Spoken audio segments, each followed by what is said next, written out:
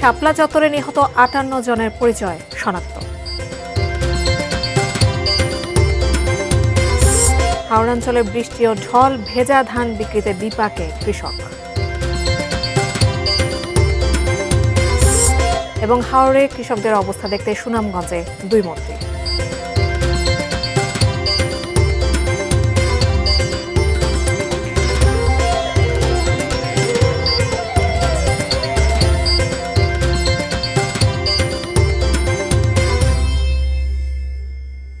দেখছেন এটি নিউজ। দেশের খবরে আপনাদের সবাইকে আমন্ত্রণ জানাচ্ছি। আমি জান্নাতুন নাহার জাকিয়া। এতক্ষণ নাসির সিনটেক্স গ্রুপের সৌজন্যে শিরোনামগুলো শুনছিলেন। বিস্তারিত। ২০১৩ সালে রাজধানীর মতিঝিলের শাপলা চত্বরে হেফাজতে ইসলামের সমাবেশকে কেন্দ্র করে ওই বছরের ৫ ও ৬ মে ঢাকা সহ ৪ জেলায় এখন পর্যন্ত ৫৮ জনের হত্যাকাণ্ডের শিকার হওয়ার তথ্য পেয়েছে তদন্ত সংস্থা। আন্তর্জাতিক অপরাধ ট্রাইব্যুনালের চিফ প্রসিকিউটর মোহাম্মদ আমিনুল ইসলাম মঙ্গলবার তার কার্যালয়ে আয়োজিত সংবাদ সম্মেলনে এ তথ্য জানান। বলেন, নিহত ৫৮ জনের পরিচয় শনাক্ত করতে পেরেছে তদন্ত সংস্থা। ক্ষমতাচ্যুত প্রধানমন্ত্রী শেখ হাসিনা সহ ৩০ জন এই মামলায় আসামি হচ্ছেন বলেও তিনি জানান। আসামির তালিকায় পুলিশ ও র্যাব সহ বিভিন্ন বাহিনীর ঊর্ধ্বতন কর্মকর্তারাও থাকবেন। হেফাজতে ইসলামের সমাবেশে গণহত্যা হয়েছে এমন অভিযোগে ২০২৪ সালের ২৬ নভেম্বর আন্তর্জাতিক অপরাধ ট্রাইব্যুনালের চিফ প্রসিকিউটরের কার্যালয়ে অভিযোগ দায়ের করেন সংগঠনটির যুগ্ম মহাসচিব মাওলানা আজিজুল হক ইসলামাবাদী। এতে সাবেক প্রধানমন্ত্রী শেখ হাসিনা সহ ৫০ জনের বিরুদ্ধে মানবতা বিরোধী অপরাধের অভিযোগ আনা হয়।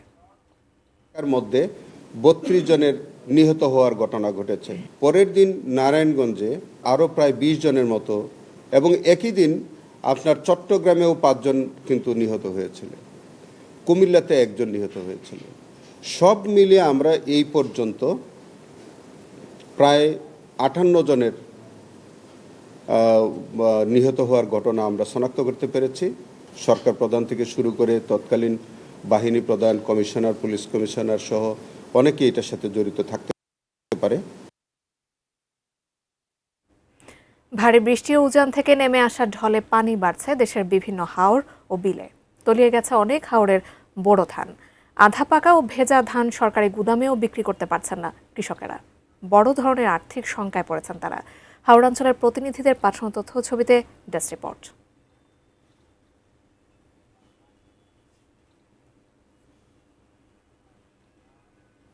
দর্শক, আমরা অপেক্ষা করছি।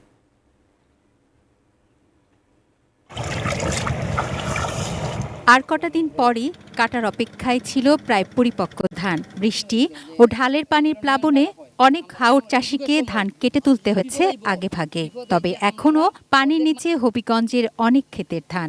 যতটুকু ধান কাটা সম্ভব হয়েছে তাও রোদের অভাবে শুকানো যাচ্ছে না। ভেজা ধান বিক্রিতে চরম বিপাকে পড়ছেন কৃষকরা। কিশোরগঞ্জের হাওড়া অঞ্চলে বন্যা পরিস্থিতি তৈরি হওয়ায় ৮ উপজেলার প্রায় ১২,৫০০ হেক্টর জমির বোরো ধান তলিয়ে গেছে।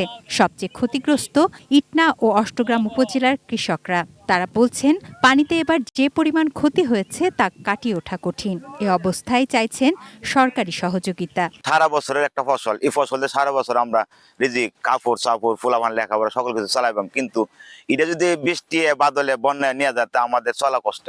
পানির আকস্মিক ঢল মোকাবেলায় একেবারেই প্রস্তুতি নিতে পারেননি নেত্রকোনার কৃষকরা। তলিয়ে যাওয়া বোরো ধান রক্ষায় আপ্রাণ চেষ্টা চালাচ্ছেন তারা। তবে কাটা হলেও রোদের অভাবে শুকাতে না পেরে নষ্ট হচ্ছে ধান। সরকারি দরের চেয়েও ২০০ থেকে ৩০০ টাকা কম দামে খোলা ফরিয়াদের কাছে বিক্রি করতে বাধ্য হচ্ছেন কৃষকরা। না বইটা লইয়া হাতুড়িয়া আমরা এই ধান তুলতেছি। আমরা এই জমি জমা লইয়া যে কষ্টের মধ্যে আছি, এই কষ্ট কারে কইয়াম কিছু করার নাই। টানা কয়েকদিনের বৃষ্টি আর উজান থেকে নেমে আসা পাহাড়ি ঢলে ব্রাহ্মণবাড়িয়ার নাসিরনগরের হাওরগুলোতে পানি বাড়ছে আশঙ্কাজনকভাবে।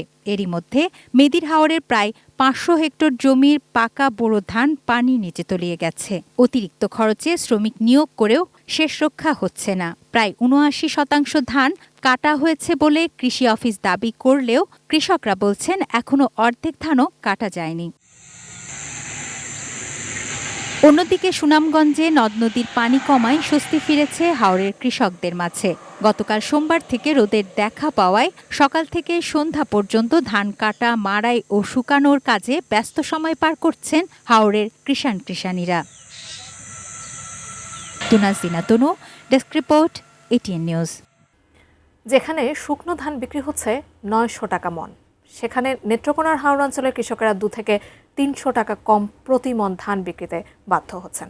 এজন্য বাজারে সিন্ডিকেট তৈরি হয়েছে বলে অভিযোগ করছেন কৃষকেরা। বিস্তারিত জানাতে জেলার মদন ধান মহাল থেকে সরাসরি যুক্ত হচ্ছেন প্রতিনিধি শামীম আহমেদ। শামীম, আপনার কাছ থেকে কৃষকদের অভিযোগ সম্পর্কে জানতে চাই। এর আগেও আপনি আমাদেরকে জানাচ্ছিলেন কৃষকরা কি বলছেন।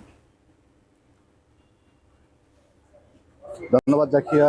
আপনি যেমনটি বলছিলেন যে নেত্রকোনার মদন উপজেলা, যেটি নেত্রকোনার হাওর অঞ্চল একটি উপজেলা, এবং এই উপজেলার অধিকাংশ স্থানটুকুই হাওর, এবং এই হাওরের যে ধান এখন উত্তোলনের সময়, সেই ধান উত্তোলন করছেন কৃষকরা। যদিও এবার আগাম বৃষ্টির কারণে বন্যার প্রকোপে অনেক ধান নষ্ট হয়েছে, প্রায় 17,000 হেক্টর জমির ধান নষ্ট হয়েছে। তো আজকে যে কথা বলছিলাম, যে ধানটুকু রয়েছে সেই ধানটুকু কিভাবে কৃষকরা বিক্রি করতে পারছেন সেই বিষয়ে আমি অনেক খোঁজ নিলাম, এবং প্রান্তিক পর্যায়ে যে কৃষকদের কাছ থেকে আমরা যে অভিযোগটুকু পেয়েছি, সেই অভিযোগটুকু তারা যে ধানটা একবার একটু ভিজে যায় সেই ধানটাই আর কোনো ব্যবসায়ী ক্রয় করতে চায় না, কিনতে চায় না, সংগ্রহ করতে চায় না। তাদেরকে বাধ্য হয়ে সেটা 600 টাকা, 650 টাকা এক মণ ধান বিক্রি করতে হয়। এটা তারা বলছেন যে এখানে একটা শক্তিশালী সিন্ডিকেট তৈরি হয়েছে। সেই সিন্ডিকেটের কারণে তাদের কাছে ধান বিক্রি করা ছাড়া আর অন্য কোনো উপায় থাকে না। এবং অন্যান্য বছর বাহির থেকে যেসব ব্যবসায়ীরা আসতেন ধান সংগ্রহ করার জন্য, এবছর আসলে সেই বাহিরের ব্যবসায়ীরা আসছেন না এবং তাদের কাছে ধান বিক্রি করতে পারছেন না। তো প্রান্তিক পর্যায়ে কৃষকরা এখানে এমনিতেই তারা পানির কারণে অনেক ধান নষ্ট হয়েছে, এমনিতেই তারা ক্ষতির শিকার। উপরন্তু এখন এখানে একটু আর্দ্রতার কথা বলে ধান ভিজে গেছে, এই ধরনের অজুহাতের কারণে তাদেরকে একেবারেই কম মূল্যে ধান বিক্রি করতে বাধ্য করা হচ্ছে। এবং এর জন্য তারা দায়ী করছেন যে এখানে একটি শক্তিশালী সিন্ডিকেট কাজ করছে, এবং তারা প্রশাসনের কঠোর নজরদারি হস্তক্ষেপ করছেন, যেন তারা সঠিক মূল্যে ধানটুকু বিক্রি করতে পারেন। যেটুকু আরো ধান রয়েছে সেই ধানটুকু যেন তারা সঠিক মূল্যে বিক্রি করতে পারেন। এই ছিল নেত্রকোনা মদন উপজেলা থেকে আমার কাছে ধান বিক্রয়ের সর্বশেষ খবর। জাকিয়া। শামীম, ধন্যবাদ আপনাকে। দর্শক, নেত্রকোনা থেকে প্রতিনিধি শামীম আমাদের সঙ্গে সংযুক্ত হয়েছিলেন। সুনামগঞ্জে ক্ষতিগ্রস্ত কৃষকদের অবস্থা দেখতে গেলেন 2 মন্ত্রী। দুপুরে সুনামগঞ্জের সার্কিট হাউসে ঊর্ধ্বতন কর্মকর্তা ও জনপ্রতিনিধিদের সাথে সভা করেন কৃষিমন্ত্রী মোহাম্মদ আমিনুর রশিদ এবং দুর্যোগ ও ত্রাণমন্ত্রী আসাদুল হাবিব দুলু। সভা শেষে কৃষিমন্ত্রী বলেন, অপরিকল্পিত বাঁধ নির্মাণের ফলে কৃষকেরা যাতে ক্ষতিগ্রস্ত না হন তা দেখতে হবে। আর ক্ষতিগ্রস্ত কৃষকদের পাশে থাকার আশ্বাস দেন দুর্যোগ ও ত্রাণমন্ত্রী। প্রধানমন্ত্রী বিশ্বাস করে, ধারণ করে, লালন করে এদেশের কৃষকের অর্থনীতি শক্তিশালী করলে এদেশের অর্থনীতি শক্তিশালী। সবার কাছে আমার একটাই অনুরোধ থাকবে, রিয়েল ক্ষতিগ্রস্তরা যেন উপকৃত হয়। এমন কিছু আমরা করতে চাই যেটি দীর্ঘদিনের এই এলাকার মানুষের কষ্টের কারণ আমি জানি সুনামগঞ্জ এক ফসলি অঞ্চল, শুধু বড় মৌসুমটা হয়, এটা দিয়ে সারা বছর চলে। তারা সেটা যাতে ক্ষতিগ্রস্ত না হয় এবং জনগণের টাকা যাতে আর এভাবে অপচয় করা না হয়, সেইভাবে আপনারা প্রকল্প তৈরি করার চেষ্টা করবেন। দেশের খবর একটি বিরতি নিচ্ছে, ফিরে এসে আরো যা থাকছে।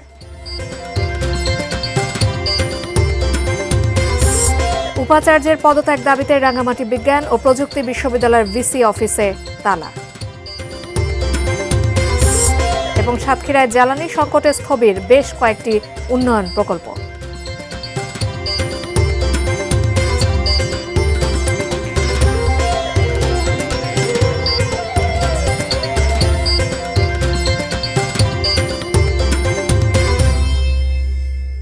আপনারা দেখছেন দেশের খবর। সাতক্ষীরায় আজ থেকে শুরু হলো আম নামানো বা আমপাড়া। আম্র ক্যালেন্ডার অনুযায়ী প্রথম দিনে গোবিন্দভোগ, গোপালভোগ, বোম্বাই ও কিছু স্থানীয় জাতের আম নামানো হয়। সকালে সদর উপজেলার ফিংরি গ্রামে ইসমাইল হোসেনের বাগানে এই কার্যক্রমের উদ্বোধন করেন ভারপ্রাপ্ত জেলা প্রশাসক বিষ্ণুপদ পাল। অনুকূল আবহাওয়ার কারণে এবার আমের ফলন ভালো হয়েছে। উৎপাদন লক্ষ্যমাত্রা ধরা হয়েছে 70,350 মেট্রিক টন। তার মধ্যে অন্তত 100 মেট্রিক টন হিমসাগর ও ল্যাংড়া আম রপ্তানি হবে। সাতক্ষীরা জেলার পরবর্তী ধাপে 15 মে নামানো হবে হিমসাগর আম, 27 মে ল্যাংড়া ও 5 জুন পাড়া হবে আম্রপালি। এবছর আমের বেচাকেনা 300 কোটি টাকা ছাড়িয়ে যাবে বলে আশা করছেন অংশীজনেরা।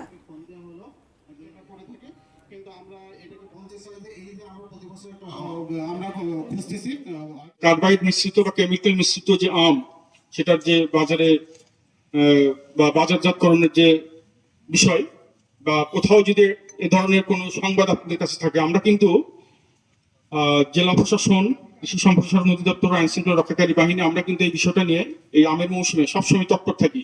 আপনাদের কাছে যদি ধরনের কোনো তথ্য থাকে আগেই আমাদেরকে ইনফরমেশন দেবেন, যাতে আমরা যারা এই অবৈধভাবে কেমিক্যাল মিশিয়ে আম পাকানোর প্রক্রিয়া করে তাদেরকে যাতে পূর্বেই আমরা আইনের আওতায় নিয়ে আসতে পারি। রাঙামাটি বিজ্ঞান ও প্রযুক্তি বিশ্ববিদ্যালয়ের উপাচার্যকে ৪৮ ঘন্টার মধ্যে পদত্যাগের আলটিমেটাম দিয়ে তার কার্যালয়ে তালা ঝুলিয়ে দিয়েছেন ছাত্রদলের বিশ্ববিদ্যালয় শাখার নেতাকর্মীরা। সকালে বিশ্ববিদ্যালয়ের ভিসি কার্যালয়ের সামনে এক সংবাদ সম্মেলনে ছাত্রদলের নেতারা অভিযোগ করেন, বর্তমান উপাচার্য ডক্টর আতিয়ার রহমান বিশ্ববিদ্যালয়কে জামায়াতিকরণ ও আওয়ামী লীগের পুনর্বাসনের কেন্দ্রে পরিণত করেছেন। যোগ্য প্রার্থীদের বাদ দিয়ে শিক্ষক নিয়োগ ও পদায়নে জামায়াত সংশ্লিষ্টদের প্রাধান্য দিচ্ছেন। নিয়ম বহির্ভূতভাবে প্রকল্প পরিচালক নিয়োগ সহ আর্থিক অনিয়মের অভিযোগ তুলে আগামী ৪৮ ঘন্টার মধ্যে তার পদত্যাগের দাবি জানিয়েছেন ছাত্রদল নেতারা। সংবাদ সম্মেলন শেষে ভিসি কার্যালয়ের মূল ফটকে তালা লাগিয়ে দেন আন্দোলনকারীরা।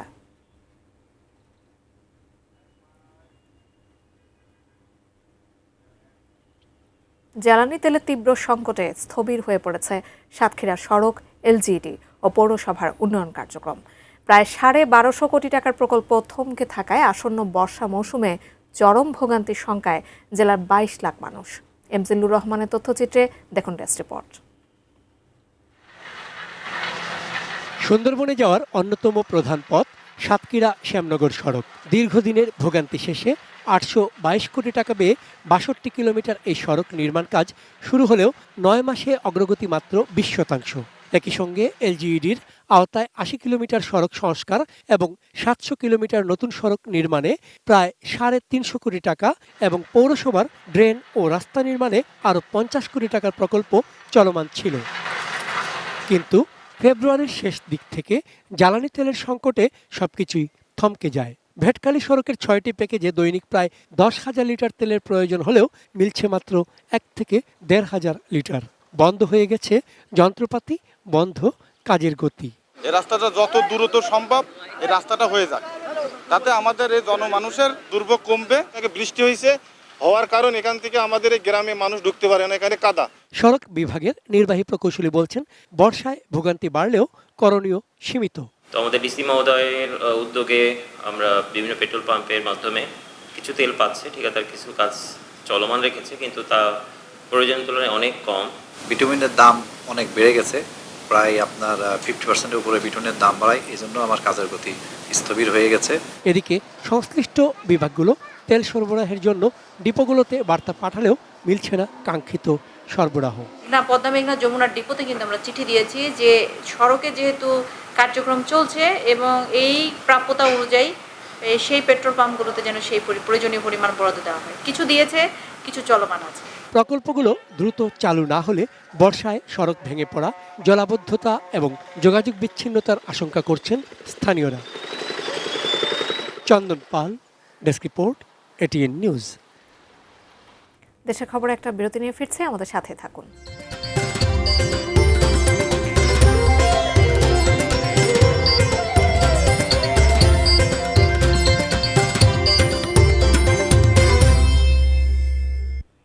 আরও একবার আমন্ত্রণ দেশের খবরে।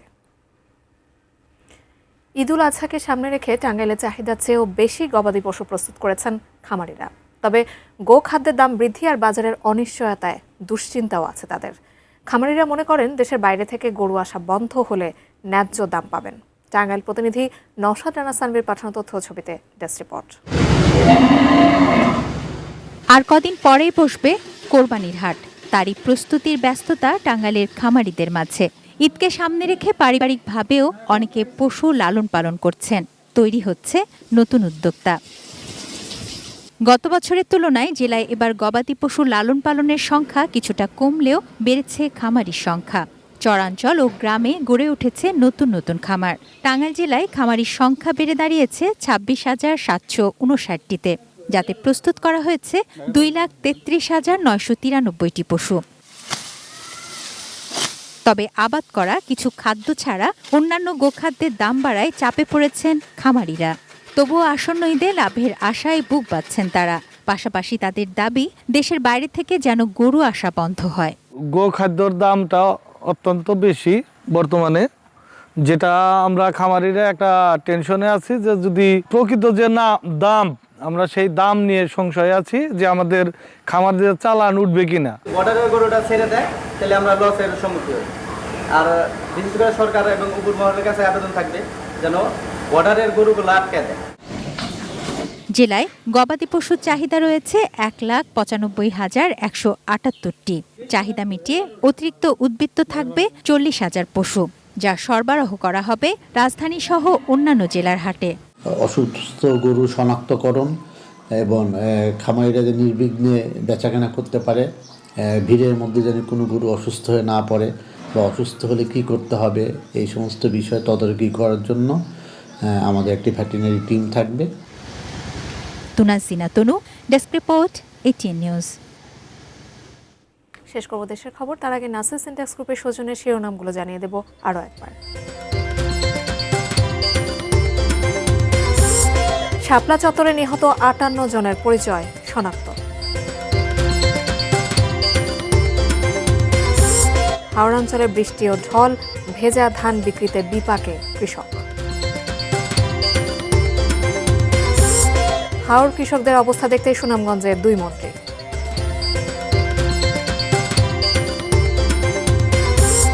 উপাচার্যের পদত্যাগ দাবিতে রাঙামাটি বিজ্ঞান ও প্রযুক্তি বিশ্ববিদ্যালয়ের ভিসি অফিসে তালা।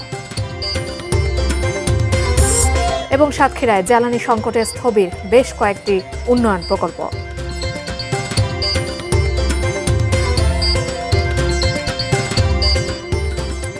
এই ছিল দেশের খবরের সাথে থাকার জন্য ধন্যবাদ সবাইকে।